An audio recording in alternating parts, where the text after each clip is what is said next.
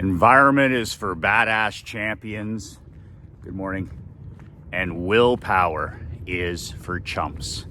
There has never been a more powerful saying than that. Fact. You are your environment, and you are the 5 people you spend the most time with. Association and environment. Association and environment, you cannot overcome it. I don't care how many books you read or how many seminars you go to or how many podcasts you listen to or how many times you meditate or, as my dad says, cogitate. If you have shitty, toxic people in your life, you're going to have a shitty, toxic life. If you have a negative, toxic swamp of an environment, whether it's your home, your office, your vehicle, where you live, your city, your town, you have no chance to win. Association and environment. If I've done anything the last year and a half to focus on everything I've learned in the last 31 years as a serious student of success, my personal development has been focused on environment and association. Curating, swift sorting, and cutting the rope with any toxic people in my life. And what I mean by toxic is employees, vendors, friends, cousins, neighbors. It doesn't matter who it is. If they're not cheering for me, if they're not supporting me, if they're not helping me be a better version of myself, then I spend no time with them.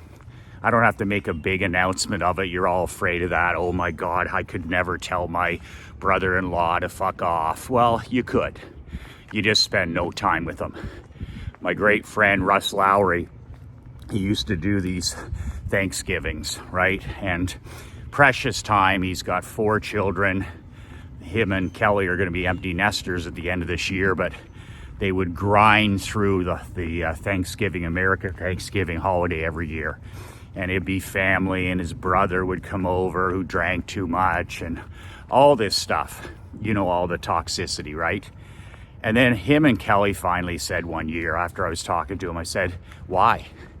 Why do you celebrate gratitude? Why do you celebrate Thanksgiving with toxic people who they're not in your life? And then they destroy those 2 or 3 days you have as a family. And he was like, it makes sense. He goes, we could spend time with our mom and dad, but we don't need to be there with our siblings or any of their toxic partners or any of this other stuff that goes on.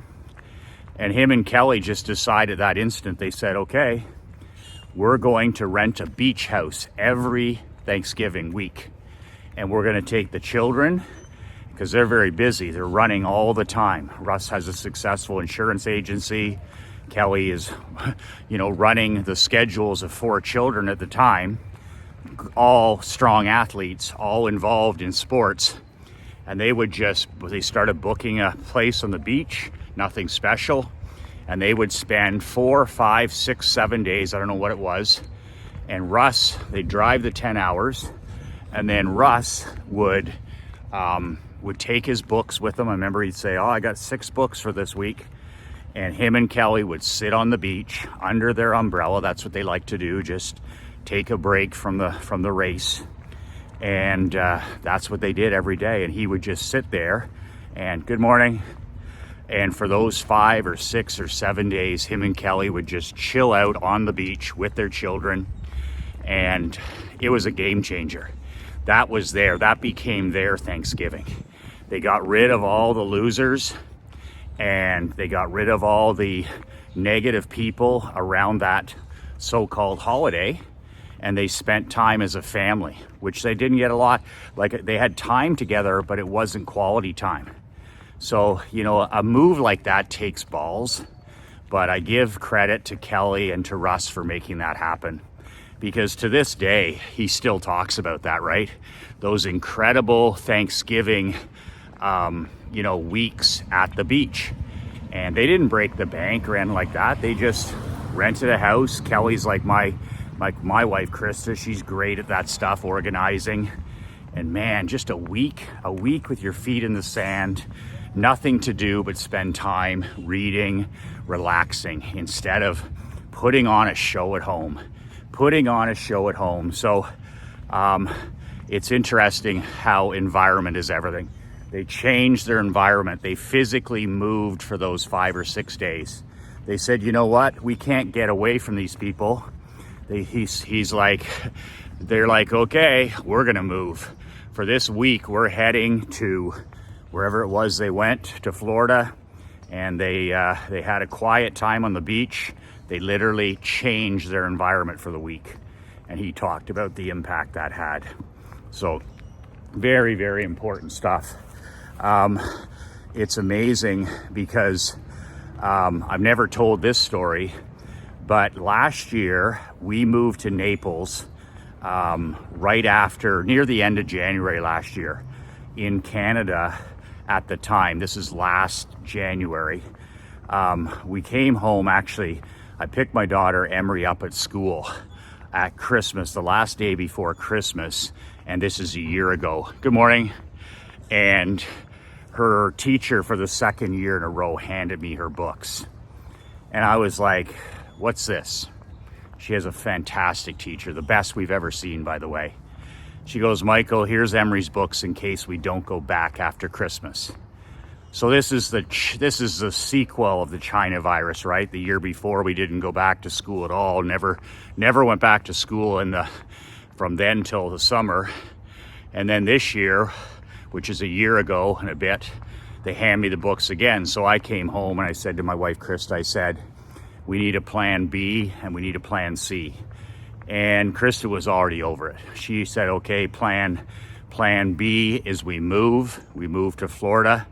We'd never been to Naples. We had never spent a single day in Naples, Florida. Plan C was get tutors and do it again, have people come into the house. All the schools were locked down, the arenas were locked down, swimming pools were locked down, playgrounds. You literally had a mental health battle. The kids were that fake Zoom, that bullshit Zoom school. Kids, that's just a travesty. That's child abuse, Zoom school. So we decided, Krista got to work and she said, we can rent a house in Naples for 4 months. Emery can go to a school in Naples and we can fly there with our dog, Cliff, and we can be free. We can leave all of this horse shit behind, all of this toxicity, this entire negative environment. I wasn't able to coach hockey. I wasn't able to coach skating. My daughter's not able to go to school. I'm like, hey, we're not a tree, right? I'm not a tree. I can move. Dan Kennedy taught me that. You're not a tree, Michael. You see those signs out on the freeway, those exit signs? They're there for a reason. If you don't like your city, you don't like your town, you don't like your community, you don't like your state, you don't like your country, Dan's like, you're not a fucking tree. Move. Quit your bitching, quit your whining, quit your mowing, and move. So that's what Krista and I did. We decided that this was best for our daughter, and we hopped on a charter jet. We chartered a jet. The day we left Canada, it was, I think, around January 20th, a year ago, and it was minus 31 degrees Celsius. Minus 31, that's like minus 23 Fahrenheit. And we touched down in southwest Florida for the first time. We'd never been here before, and it was 83 degrees Fahrenheit. And you want to talk about environment change. Like, I'm trying to run a consulting company. I'm trying to be a father. I'm trying to be a husband. I'm trying to be a leader. I'm trying to be a volunteer. And I'm in a community, I'm in a country, I'm in a province where it's just losing, right? Everything is dark, the weather is terrible, and we can't leave our homes. So I'm a freedom guy, right? I'm an independence guy. I'm a personal sovereignty guy. I don't need to be protected by doctors, and I don't need to be protected by bureaucrats. I don't need to be protected by politicians. I can protect myself with a solid immune system. So that's what I did. And it was amazing because We were here in 3.5 hours. So we got to our house, we got a gorgeous backyard, big, beautiful pool. My daughter jumps in the pool. We're at school a couple of days later. I'm running my company from here. I'm sitting every day by the pool, overlooking the lake in Florida on my laptop. And it made such a difference to my mental state. I don't believe in depression. I don't believe in anxiety. I understand it exists. Of course it exists. And in some cases there's medical cases, but I'm not talking about that. I'm talking about, for me personally, I've never been depressed a day in my life because I simply won't accept it. Like, I know how to make myself happy. I know how to make myself content. I know how to focus myself. I know the power of environment. I know the power of inputs, what I'm reading, what I'm watching, the people I'm around. So I don't buy into all that BS, oh, I got the blues, so I need to take pills, or I got the blues, woe is me. I don't buy into that at all. I'm just like, when that started to happen to us in Canada a year ago, I was like, we need to move. We need to get out of this toxic echo chamber. Every day, people talking about vaccinations and no vaccinations, talking about the latest lockdown, and you couldn't even get away from it. I don't participate in the news. I don't participate in vomit politics, but it got to the point where when your kids aren't in school, you can't go to the sports arena. I mean, you just can't get away from it. So we moved. And everybody said, oh, it must be nice to be able to do that. I'm like, is there no tires on your car? Is it impossible for you to drive 4 hours to a state that's open? Like, it's, they think they're a tree, right? They can't move. They're rooted forever. So it's the best decision we've ever made as parents. It's the best thing we ever did for our marriage, because everything changes. Like, Krista wasn't 100% certain about moving to a place we'd never been, and she's thrived in Naples. She's an extrovert who has thrived in Naples. She has a handful of wonderful friends here. She loves, the theater. She loves the restaurant. She loves the shopping. She loves the climate. It gives her a break from all the tasks that she has at home. She's a great volunteer. She's involved in Emory School. She looks after her dad, 24/7 when she's at home. So she's thrived here, but she did it because she wasn't a tree. We moved. And the same thing here is, now that we're back this year, it's been such a shot in the arm. We loved it so much last year that when we were coming up to the end of our stay, we were here for 4 months. I said to Krista, let's buy a home here. So we automatically come back here. We don't even think about it. We just come back here and we get to be in this incredible, incredible place. Good morning. And she's like, okay, all in. So we started looking at a few homes, and it didn't take long until we found the perfect place. We only looked at 2 places until I can tell what I want. I want the 11-foot ceilings. I want the green backyard with the pool. I know exactly, lots of windows, I know the environment I want. So when this house became available, we bought it on the spot. Furniture, lock, stock, and barrel. And we never spent a night there. And when we came back here 2.5, 3 weeks ago, that was the first time we stayed in our new home. We got 4 clay courts here. I'll just go over here and show you. And we got pickleball courts. Naples is the pickleball capital of America. We got a fitness center that's all this stuff is a 3-minute walk for me. We got offices, we got conference rooms, we got a huge, massive pool. It's like I'm at a 5-star resort in Mexico, or it's like I'm at a 5-star resort in Turks and Caicos, when actually it's just next door to our house. So once again, mindset and environment. Like, if I need a pick-me-up of any sort, if I'm writing a newsletter or I'm writing or shooting a video, I come over here and I'm just like, wow, this is just tremendous. So environment is for champions. And to prove it again, like last year it was easy, right? We're leaving a pandemic, we're leaving a lockdown. But now coming back this year, we're like, oh, well, you know, things are going really well in Canada.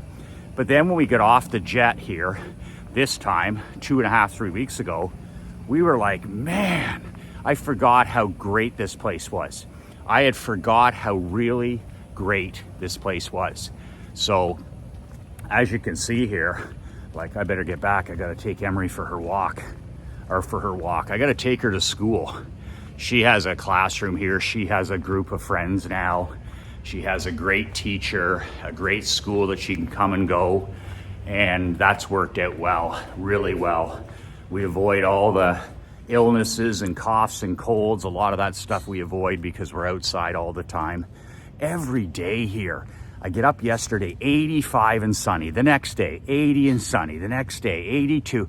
Like in January, February, March, and April when we're here, man, this is the peak of their weather. You're not into the 100 degree weather. You're into the 75, 80, 85. Just gorgeous. Absolutely incredible.